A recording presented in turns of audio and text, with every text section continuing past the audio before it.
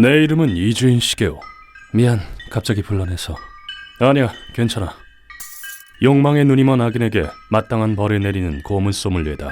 이날 무허가 의원을 운영하는 히무르가 나를 병원으로 불러냈다. 이 환자가 당신을 꼭 만나고 싶다고 해서. 나를 기다리고 있던 것은 당신이 이주인 씨인가요? 중상을 입은 노인이었다. 마스크 떼면 안 됩니다. 괜찮아요.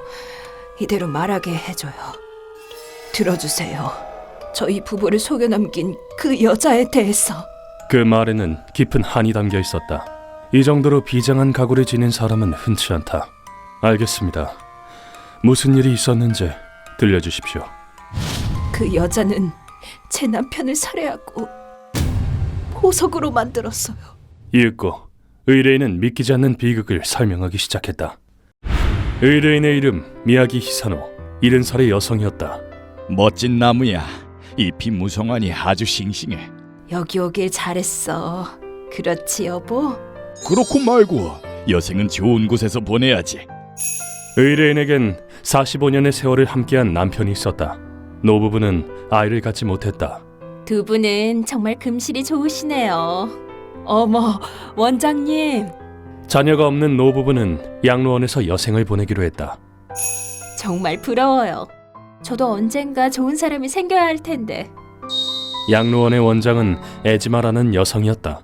에즈마는 입소자들을 정성껏 보살피기로 평판이 높았다. 고마워요, 원장님. 에이, 아니에요, 어르신. 노인 요양시설의 책임자 치고는 조금 장신구가 화려한 편이었지만 여보, 내가 이런 걸 찾았지 뭐야? 오, 미야코지마로 신혼여행 갔을 때 사진이네. 젊다 젊어. 여보, 우리 연말에 또 갈까? 젊음을 되찾으러. 여행을 가자고? 자신들의 인생은 지금부터라고 두 사람은 생각했다. 이 양로원은 다른 곳보다 가격이 저렴한 편이었다. 미야기 어르신, 이거 전해주시겠어요? 그래요. 늘 하던 대로 코쿠엔가 엽자한테 전해주면 되죠? 네, 그렇게 해주세요. 가격이 저렴한 대신 입소자가 양로원 운영에 힘을 보태는 것이 원칙이었다.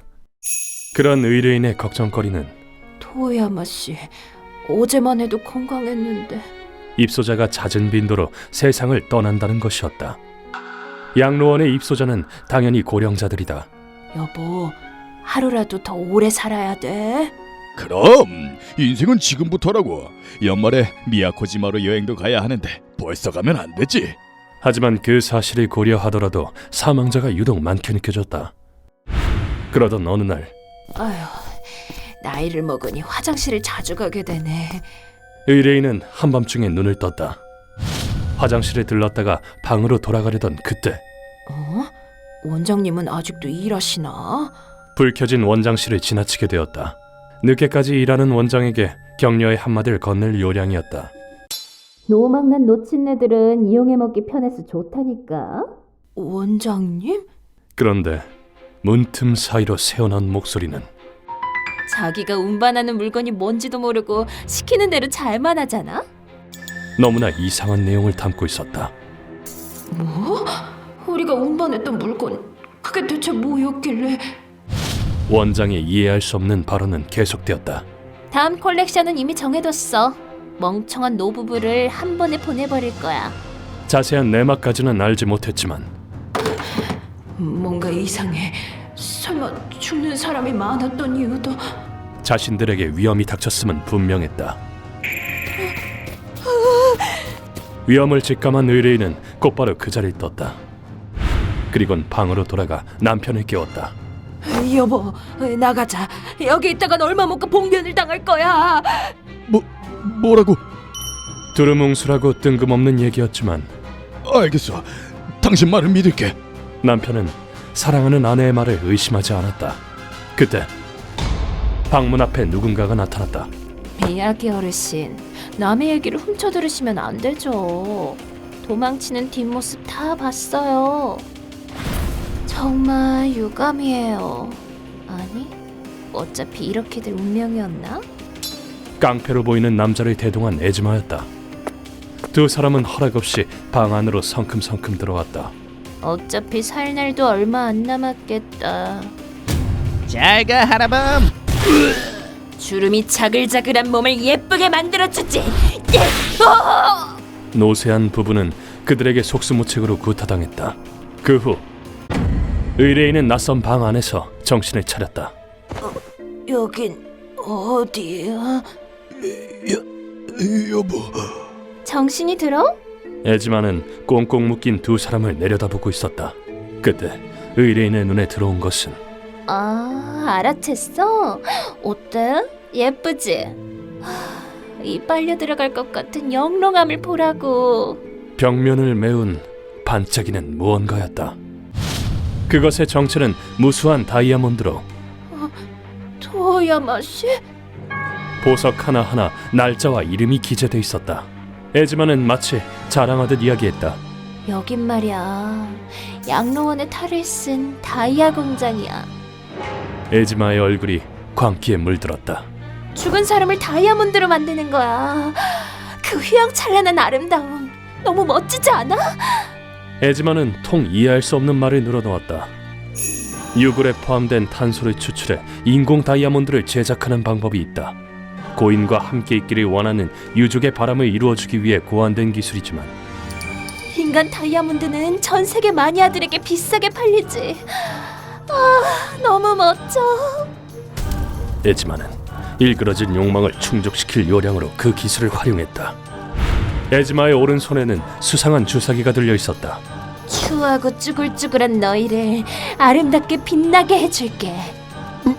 무슨 짓을 하려는 거야? 나한테 감사하라고. 에즈마에게 정체를 알 수 없는 액체를 주사당한 남편은 그 직후 미친 듯이 경련하기 시작했다. 여보, 왜 그래? 여보! 즉효성 독이야. 고통에 몸부림치다가 죽겠지. 경련하는 남편과 에즈마의 말에 의뢰인은 절망의 늪으로 떨어졌다. 잠시 후 남편은 완전히 의식을 잃었다. 냉동실로 옮겨, 썩은 내 나기 전에. 오케이. 에즈마는 사랑하는 남편을 마치 물건 다루듯 했다. 다음은 너야.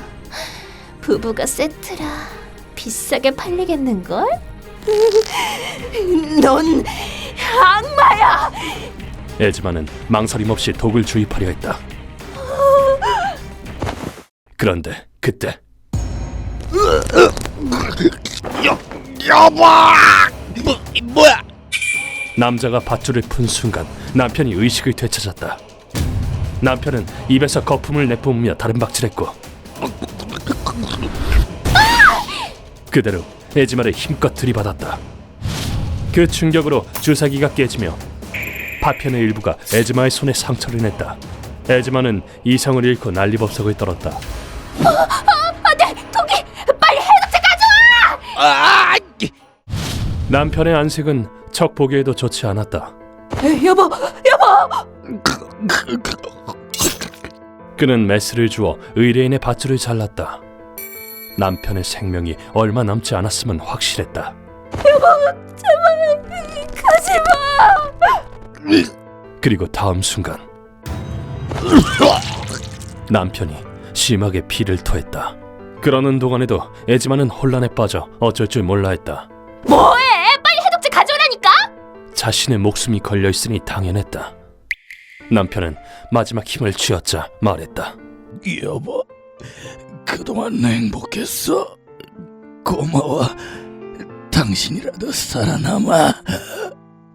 그 말을 끝으로 남편의 몸은 힘없이 축 늘어졌다. 안돼! 여보! 45년을 함께한 남편의 소망. 여보, 나 살아남을 거야.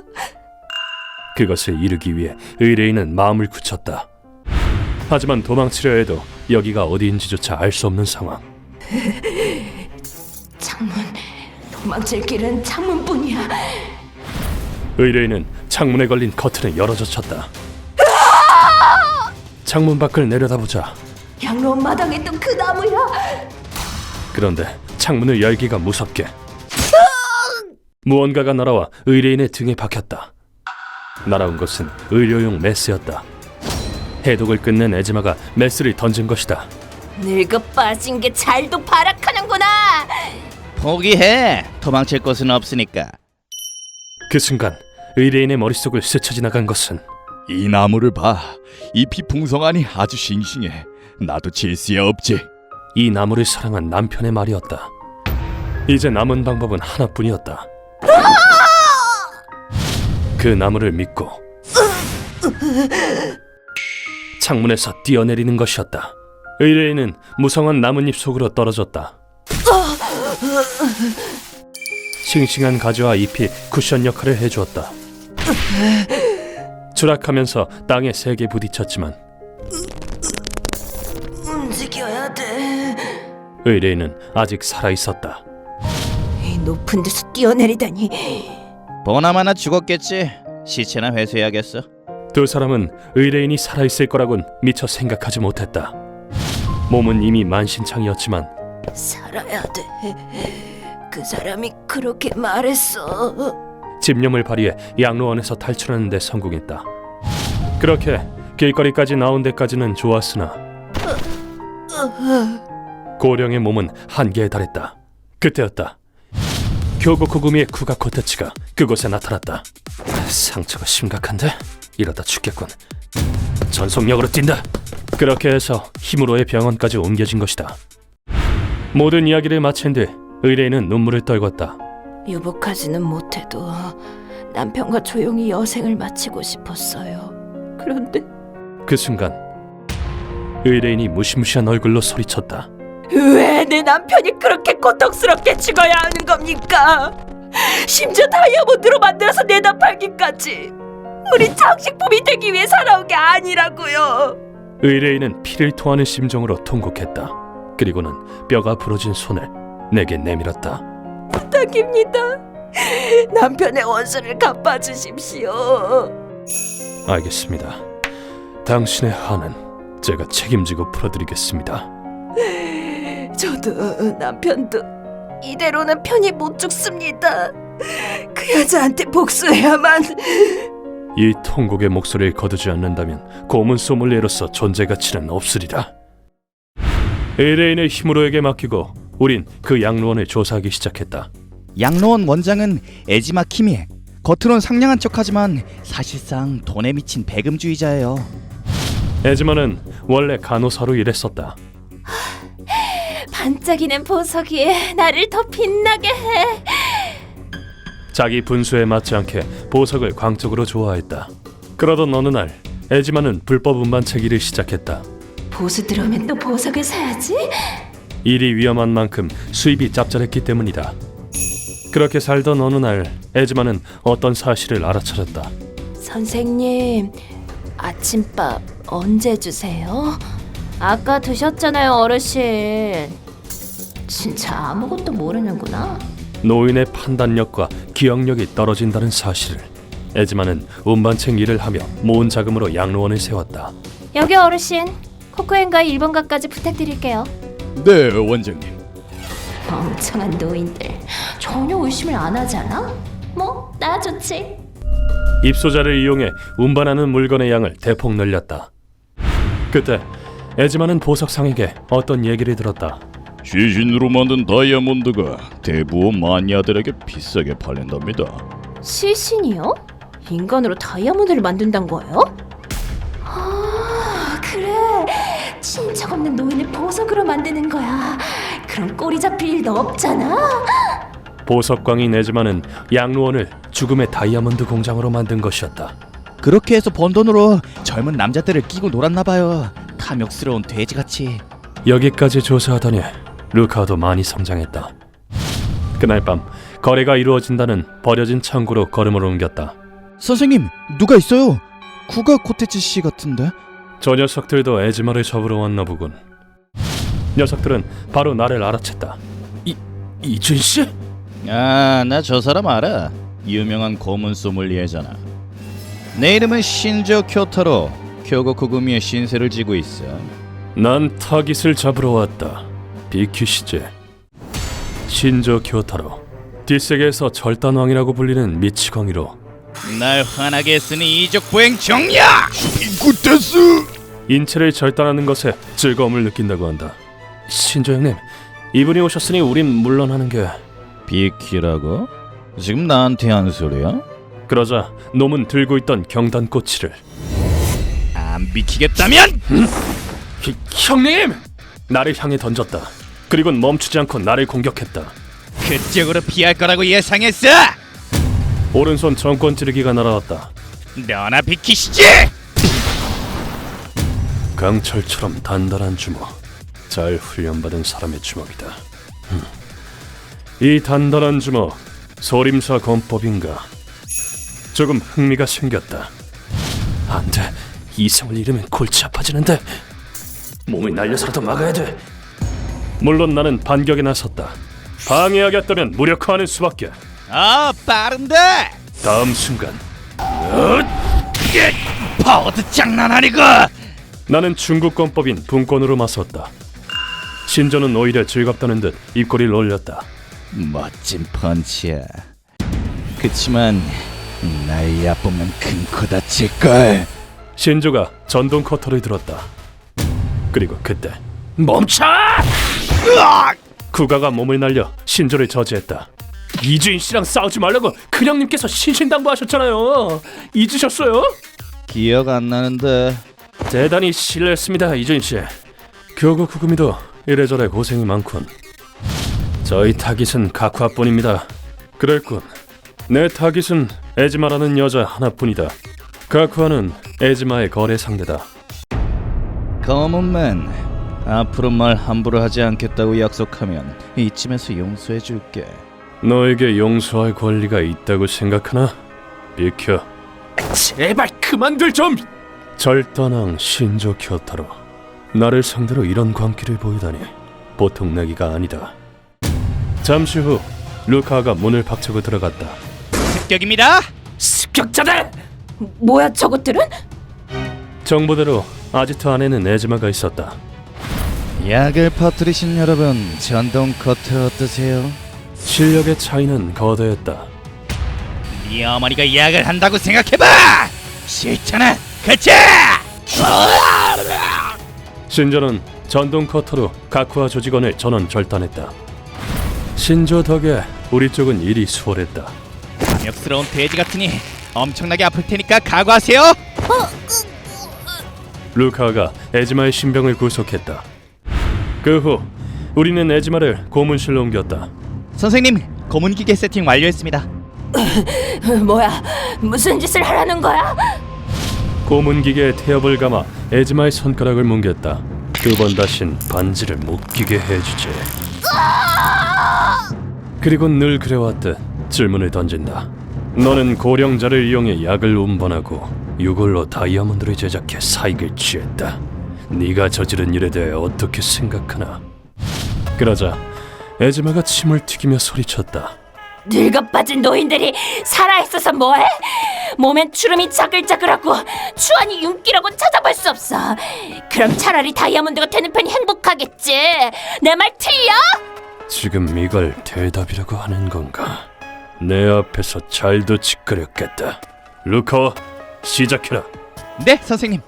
이런 악덕 같은 여자 같으니 첫 번째 스위치 온! 루카가 스위치를 누르자 뭐야? 무슨 짓을? 에즈마의 양손을 구속한 밧줄이 둔탁한 소리를 내며 움직이기 시작했다. 에즈마의 비명과 함께 몸이 뚝뚝 끊어지는 소리가 나기 시작했다. 3m짜리 거인 완성! 이제 두 번째 갑니다. 야! 두 번째 고문은 더욱 흉악하다. 에즈마의 팔다리 위에 설치된 철이 점차 붉게 달구어지기 시작했다. 뭐야 이건? 다이아몬드를 만들 때 뼈에 높은 압력을 가하는 장치다. 이제 네가 고통을 느낄 차례다. 이건 업무용 고속 프레스 기계다. 달구어진 철이 에즈마의 다리를 마구 뭉갰다. 기계는 무감정하게 프레스를 반복했다. 에즈마의 팔다리는 종이보다 얇아졌다. 프레스 기계의 원래 용도는 철골을 압축하는 것이다. 다이아몬드처럼 가공해달라고 빌어보든가. 팔다리를 절단당하는 것보다 훨씬 고통스럽다. 그때 에즈마가 목숨을 구걸하기 시작했다. 그만 살려줘. 사적 제재는 불법이라고. 일리 있는 말이다. 하지만 그런 건 알 바 아니다. 됐고, 너 얼굴에 주름이 자글자글하네. 근데 말이야, 그거 알아? 내 눈엔 고문당에서 벌벌 떠는 범죄자의 눈이 제일 빛나 보이는 거. 뭐? 아름답군. 마치 빨려 들어갈 것만 같아. 이 얼마나 멋진 눈인가. 넌 내 말 이해하지? 절망이 깊으면 깊을수록, 고통이 크면 클수록 네 눈은 다이아몬드와는 비교도 안 될 만큼 빛이 나. 더 고통스럽게 해주지. 네가 더 빛날 수 있도록. 그 후 이틀에 걸쳐 몸을 당기며 프레스 기계로 고문한 끝에 에즈마는 사망했다. 이리하여 이번 의뢰는 마무리되었다. 남편의 마지막 부탁이니 오래오래 살아야지요. 여보, 내가 그리로 가거든 칭찬해 줄 거지? 의뢰인은 앞으로도 남편의 명복을 빌며 살아갈 것이다. 그의 마지막 부탁을 가슴속에 품고. 휴먼버그 대학교에서는 어둠의 세계를 주제로 여러 가지 이야기를 소개하고 있습니다. 다른 영상도 꼭 한번 보시길.